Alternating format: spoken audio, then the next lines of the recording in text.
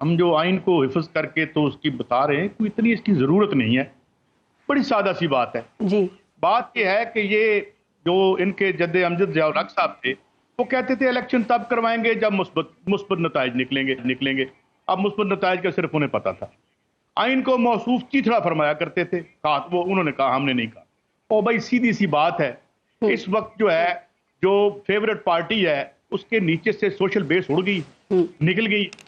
ان کے اپنے جو 30 سال کے ساتھی ہیں، جو ان کی چھتر چھایا میں حق حلال کی روٹیاں کماتے رہے، وہ آج ان کے خلاف بیان دے رہے ہیں وائے، حالانکہ بالکل غلط کر رہے ہیں۔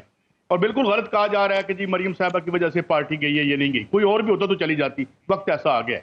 سوال یہ ہے کہ اس وقت الیکشن سوٹ نہیں کرتا، کیونکہ پچھلا جو الیکشن ہوا تھا اس الیکشن میں سودا ڈال کے بھی بندے جو ہے وہ سیٹیں نہیں نکلی، ایوری باڈی واز فلیبر گاسٹڈ جو آپ کے لاہور۔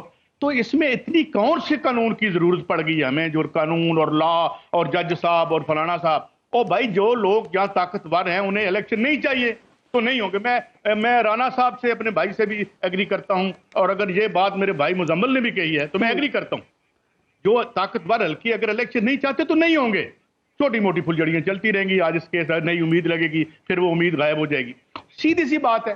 یہ کون سی یہاں ڈیموکریسی تھی؟ نہیں تو پھر عمران خان کو کیا ضرورت تھی اپنی 2 اسمبلیاں جو ہیں تحلیل کرنے کی؟ یا عمران خان کے حق میں بیٹھا تھا، کسی نہ کسی کے حق میں بیٹھتا ہے وہ یار۔ یہ تو گملوں میں لگایا ہے انہوں نے، گملوں میں لگا کے انہوں نے یہ لیڈر بنائے یہاں پہ۔ میں اس وقت جنگ اخبار میں تھا جب ڈیوٹیاں لگی تھی کہ جناب یہ کس کس کی ماڈلنگ کروانی ہے اور کس کو یہاں جعلی شخصیات تعمیر کر کے ہمارے اوپر مسلط کی۔ عمران خان آیا، اس نے ساڑھے 3 سال اس نے ہمارے ساتھ کیا کیا، لیکن آج جب مڑ کے دیکھتے ہیں تو عمران خان کے جتنے نیگیٹوز تھے انہوں نے پازیٹو بنا دیے نالائقوں نے۔ اور یہ سپیڈ کوئی نہیں تھی، یہ اخبار کی سرخیوں میں جو ترقی ہوتی ہے اور ٹی وی کے تجزیوں میں جو ترقی ہوتی ہے اور جو ٹی وی کے خبرنامے میں جو ترقی ہوتی ہے، وہ زمین پر جب نہیں ہوتی تو وہ جھوٹ آخر ایک دن وہ اس کا بانڈا پھوٹ جاتا ہے۔ پتہ چل گیا یہ سارے فارغ ہیں۔ میں نے خان صاحب کو ان کے گھر بیٹھ کے کہا، ان کے سامنے 4 فٹ کے فاصلے پہ بیٹھے تھے، میں نے کہا آپ کی اکنامک ٹیم کے پاس کوئی حل نہیں ہے اس ملک کی مشکلات، حالانکہ آپ 3.5 سال کے ذمہ دار ہیں، باقی 40 سال کے ذمہ دار۔ They are all hand in glove in this crime of destroying a very beautiful country، ایک جو معدنیات سے بھرا ہوا تھا، انتہائی خوبصورت جو ایک جس کے لوگ ہیں، اس کا بیڑا غرق کر دیا۔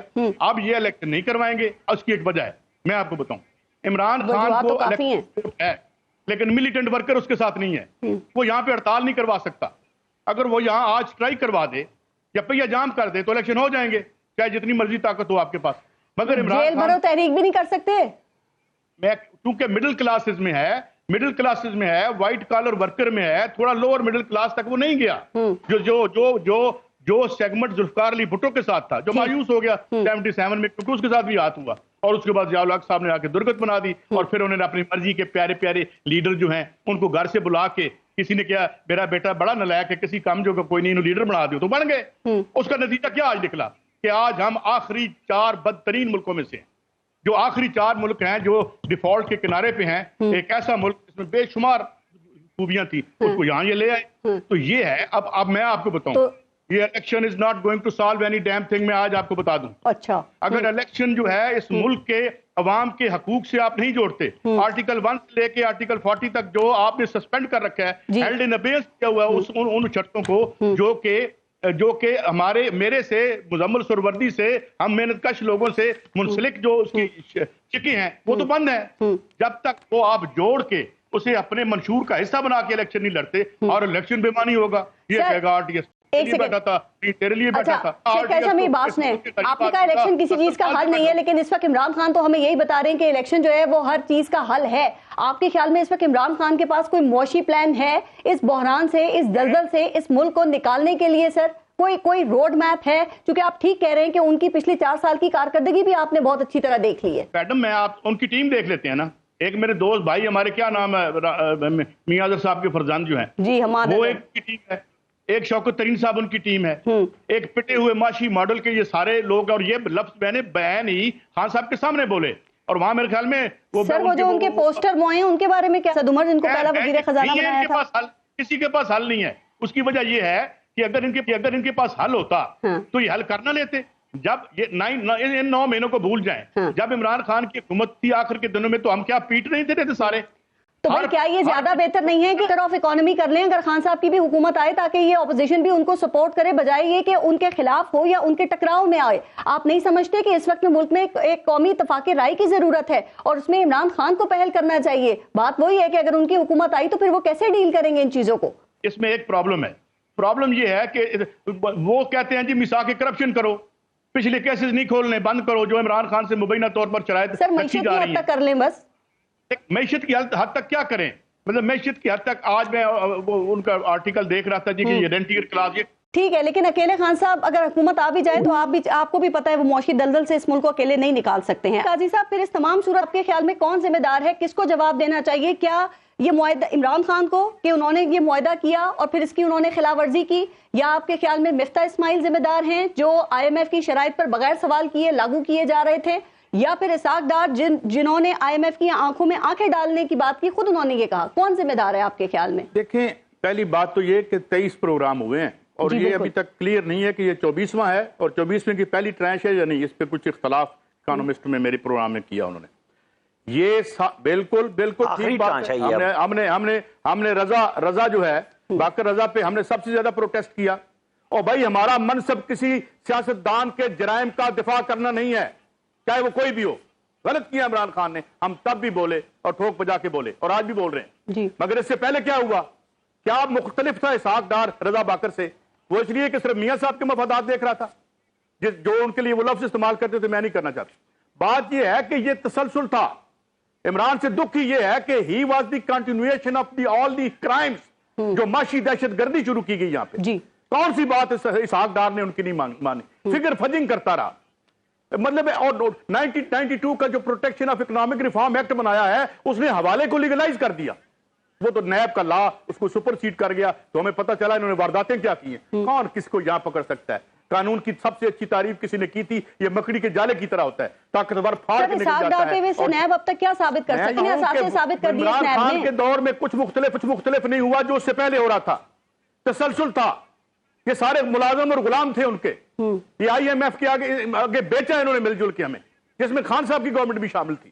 اور یار میں ان کے دفاع کرنے کے لیے لگا ہوں. پورے ملک کا جو ہے وہ بیڑا انہوں نے گھر کر دیا. نہیں یہ جرائم پیشہ ٹھیک تھا، یہ غلط ہے. اور میرے ساتھ تو سب نے ہاتھ کیا. Why are we divided? ہمارا مقصد ہے کہ انٹرسٹ جو یہاں عام آدمی کا جو انٹرسٹ ہے کیا وہ اچھا بات ہو رہا ہے؟ نہیں. یہاں بحث کیا ہوتی ہے ٹی وی پہ؟ ادھر ایک بیٹھ جاتا ہے ادھر ایک بیٹھ جاتا ہے. وہ کہتے ہیں تسی زیادہ جرم کیتے اسی گھٹ کیتے. نہیں تسی زیادہ کیتے اسی گھٹ کیتے. جرائم پیشہ سے دو میں گیا. مطلب بات یہ ہے کہ آج ہم اس جگہ پہنچ گئے ہیں کہ ہمارے بودی جیسا بچر جو ہے گجرات کا وہ ہمیں جو لفظ بولتا ہے میں دہرا نہیں سکتا ہماری ریاست کی معاشی حالت کے بارے میں. ہم اس کو کہاں لے کے آگے؟ ایک پروگرام لیا تھا انڈیا نے، ایک پروگرام لیا تھا $550 بلین اس کی کٹی میں پڑا ہوا ہے. $40 بلین کا سونا اس کے پاس پڑا ہوا ہے. ہم اس کو گالیاں تو بہت دیتے ہیں اور ٹھیک دیتے ہیں مگر سوال یہ ہے کہ تو نے سیاست نہیں کرتا، وہاں حکومتیں چلتی رہتی ہیں. ہم ایک کمپیریٹیو انالیسس کرنے تو بیٹھتے ہیں نا کہ کس نے زن پہنچایا. میں یہ عرض کر رہا ہوں کہ جتنے لالچی حریص اور یہ تھے 2 ٹکے کے مفاد سے آگے نہیں دیکھتے. اور $160 بلین کی تو وہ IT بیچ دیتا ہے. اب وہ مائکرو چپ میں جا رہا ہے. ٹھیک. اور وہ وہاں گو ماتا کے ظلم کرتا ہے، بدماشی کرتا ہے اور ساتھ ہی گوشت بھی بیچ کے. اچھا سعید قاری صاحب اب مجھے یہ بتائیں کہ یہ شوق جو ہے گئے ادھر پراپرٹیاں بنا لی پھر یہاں کہہ دیا کہ سعید قاری صاحب میں کتنا نیک ہوں.